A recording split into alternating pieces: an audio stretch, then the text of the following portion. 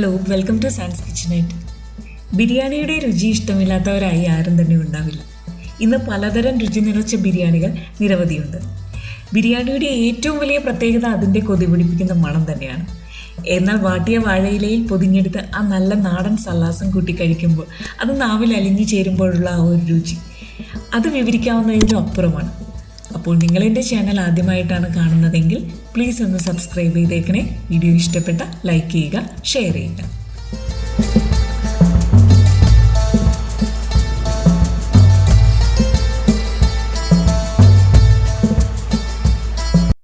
ആദ്യമേ തന്നെ ബിരിയാണിയിലേക്ക് ആവശ്യമായ ചിക്കൻ മസാല തയ്യാറാക്കിയെടുക്കുക. അതിലേക്ക് ആവശ്യമായ സാധനങ്ങളെല്ലാം തന്നെ ഇവിടെ എടുത്തു വെച്ചിട്ടുണ്ട്. നീളത്തിൽ അരിഞ്ഞെടുത്ത സവാള ഒരു ബൗളിലേക്ക് മാറ്റാം. ഒരു 4 ഇടത്തരം വലിപ്പമുള്ള സവാളയാണ് എടുത്തിരിക്കുന്നത്. അതേപോലെ തന്നെ 2 ടേബിൾ സ്പൂൺ വെളുത്തുള്ളി ചതച്ചതും 2 ടേബിൾ സ്പൂൺ ഇഞ്ചി ചതച്ചതും എരിവിനാവശ്യമായ പച്ചമുളക്, ഞാനിവിടെ ഒരു 10 പച്ചമുളകാണ് എടുത്തിരിക്കുന്നത്. പിന്നെ 1/2 കപ്പ് മല്ലിയില, 1/2 കപ്പ് പുതിനയില, 1 ടീസ്പൂൺ മഞ്ഞൾപ്പൊടി, ആവശ്യത്തിന് ഉപ്പ്, 3 ടേബിൾ സ്പൂൺ തൈര്, 1/2 ടേബിൾ സ്പൂൺ ഗരം മസാലയും കൂടി ചേർത്ത് ഇതെല്ലാം നന്നായി തിരുമ്മി യോജിപ്പിച്ചെടുക്കുക. ഗരം മസാല തയ്യാറാക്കിയെടുക്കുന്നതിന് ആവശ്യമായ ഇൻഗ്രീഡിയൻസിൻ്റെ അളവെല്ലാം ഡിസ്ക്രിപ്ഷൻ ബോക്സിൽ കൊടുത്തിട്ടുണ്ട്. അതിനുശേഷം ഇതിലേക്ക് കഴുകി വൃത്തിയാക്കി വെച്ചിരിക്കുന്ന ചിക്കനും കൂടി ചേർത്ത് നന്നായി ഒന്നുകൂടി യോജിപ്പിച്ചെടുക്കുക.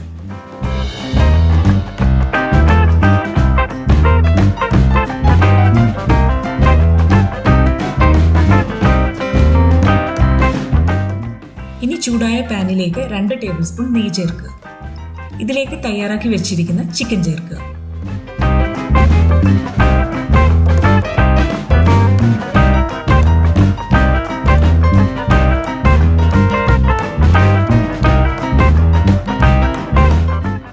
ഇനി ഇതിലേക്ക് ഇടത്തരം വലിപ്പമുള്ള 3 തക്കാളിയും ചേർത്ത് നന്നായി ഇതൊന്ന് ഇളക്കി യോജിപ്പിച്ചതിന് ശേഷം ലോ ടു മീഡിയം ഫ്ലെയിമിൽ വെച്ച് ചിക്കൻ വേവിച്ചെടുക്കുക.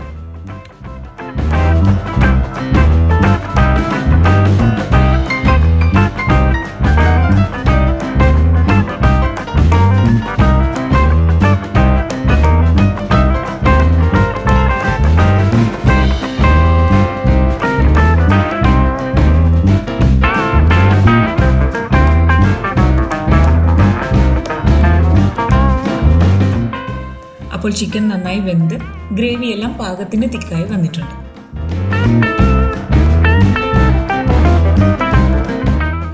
ഇനി നമുക്ക് ബിരിയാണിയിലേക്ക് ആവശ്യമായ കാഷ്യൂ നട്ട്സും റൈസിൻസും സവാളയും എല്ലാം ഒന്ന് വറുത്തെടുക്കാം.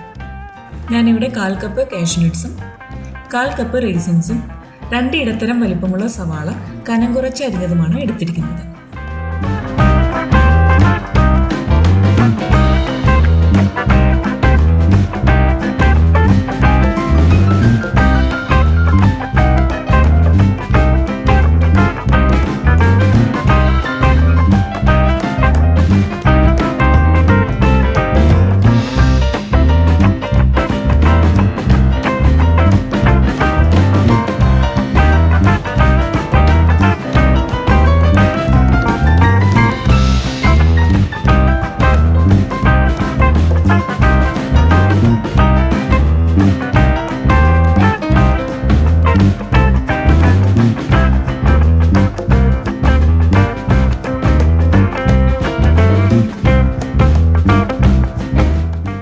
ഇനി ഒരു പ്ലേറ്റിലേക്ക് ഈ വറുത്തെടുത്തതെല്ലാം കൂടി ചേർത്ത് ഇതിലേക്ക് കുറച്ച് മല്ലിയില ചെറുതായി അരിഞ്ഞതും കുറച്ച് പുതിനയില ചെറുതായി അരിഞ്ഞതും 1/2 ടീസ്പൂൺ ഗരം മസാലയും കൂടി ചേർത്ത് ഇത് നമുക്ക് നന്നായി മിക്സ് ചെയ്തെടുക്കാം. ഇത് ബിരിയാണി ദം ചെയ്തെടുക്കുന്ന സമയത്ത് ചേർക്കാനുള്ളതാണ്. ഇത് നമ്മുടെ ബിരിയാണിക്ക് ഒരു പ്രത്യേക രുചി തന്നെയാണ് നൽകുന്നത്.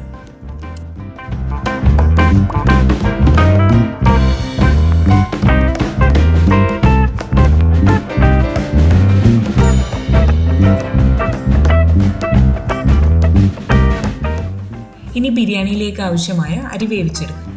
അതിനായി ഞാനിവിടെ 3 കപ്പ് ജീരകശാല അരിയാണ് എടുത്തിരിക്കുന്നത്. അരി ഞാനിവിടെ വെള്ളത്തിൽ കുതിർത്തി വെക്കുന്നില്ല. അരി നന്നായി കഴുകി വെള്ളമെല്ലാം ഊറ്റിക്കളഞ്ഞ് എടുത്താൽ മതി.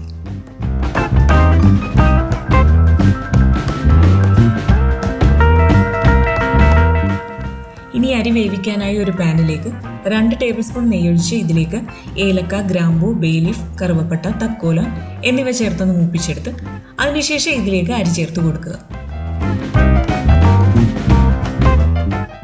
ഇനി ഈ അരി ഒരു 2 മിനിറ്റ് ഈ നെയ്യിൽ വഴറ്റിയെടുക്കുക.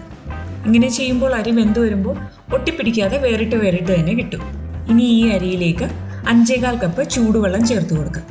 1 കപ്പ് അരിക്ക് 1.25 കപ്പ് എന്ന അളവിൽ.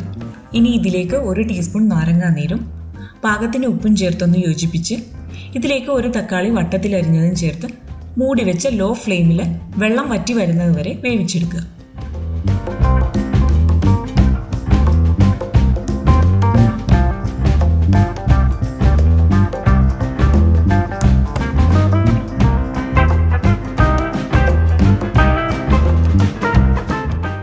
അപ്പോൾ അരിയെല്ലാം പാകത്തിന് വെന്ത് വന്നിട്ടുണ്ട്. 15 മിനിറ്റാണ് ഈ അരി വെന്ത് വരാനെടുത്ത സമയം. ഇനി ബിരിയാണി ദം ചെയ്തെടുക്കുന്ന സമയത്ത് ചേർക്കുന്നതിനായി 3 ടേബിൾ സ്പൂൺ പാലിൽ 1/2 ടീസ്പൂൺ പൈനാപ്പിൾ എസൻസും അല്പം മഞ്ഞൾപ്പൊടിയും ചേർത്ത് മിക്സ് ചെയ്ത് വയ്ക്കുക.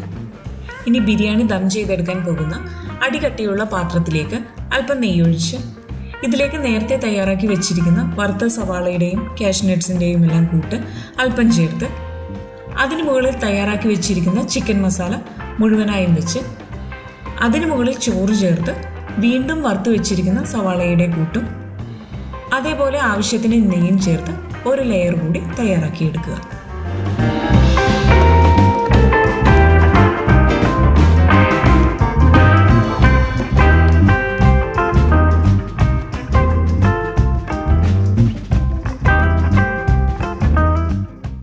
അതിനുശേഷം തയ്യാറാക്കി വെച്ചിരിക്കുന്ന പാല് ഇതിന് മുകളിൽ ചേർത്ത് മൂടി വെച്ച് ഒരു 10 മിനിറ്റ് ഏറ്റവും കുറഞ്ഞ തീയിൽ ദം ചെയ്തെടുക്കുക.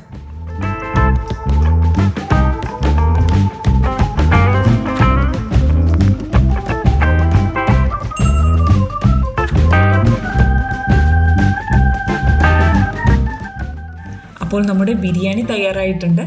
ഇനിയാണ് നമ്മൾ ഇതിൻ്റെ രുചി ഒന്നുകൂടി കൂട്ടാൻ പോകുന്നത്.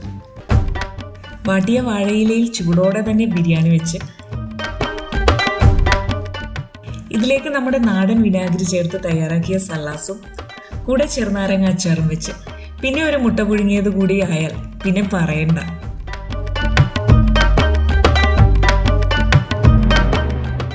ഇനി ഇത് പൊതിഞ്ഞെടുത്ത് കുറഞ്ഞത് 1 മണിക്കൂറെങ്കിലും കഴിഞ്ഞ് പൊതി തുറക്കുമ്പോൾ വരുന്ന ആ ഒരു മണവും കഴിക്കുമ്പോൾ കിട്ടുന്ന ആ ഒരു രുചിയും പറഞ്ഞറിയിക്കാൻ പറ്റാത്ത ഒന്ന് തന്നെയാണ്. തീർച്ചയായും ട്രൈ ചെയ്ത് നോക്കേണ്ട ഒന്ന് തന്നെയാണ്. Thanks for watching.